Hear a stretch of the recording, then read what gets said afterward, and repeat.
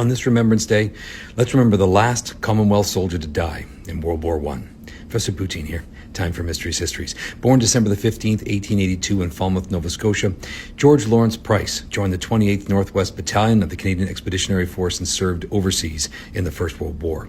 Now, at the very end of the war, the British government was adamant that they should regain all the territory they had at the very start of the war. And at this point in time, the Canadian Army is the spear point of the British Army. We're the dreaded stormtroopers that keep the Germans quaking with fear, awake in their trenches at night. And so, on the morning of November the 11th, the 28th Northwest Battalion was ordered to seize all the bridges overlooking the Canal du Centre at the Ville Sereine.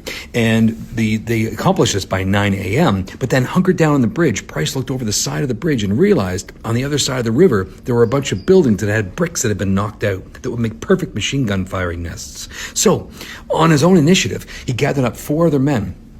They skulked across the other side and began doing a house-to-house search of those buildings. And in the last one, they found a German machine gun nest set up, and a dreadful firefight broke out. Finally, the Germans broke and ran, and they went out into the street, and Price followed them out into the street and was shot by a German sniper who was covering the retreating Germans.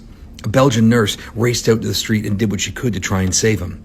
But at 10:58 a.m. on November the 11th, he died.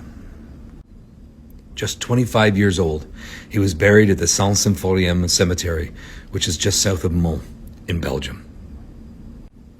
George Lawrence Price thus became the last Commonwealth soldier to die in the First World War.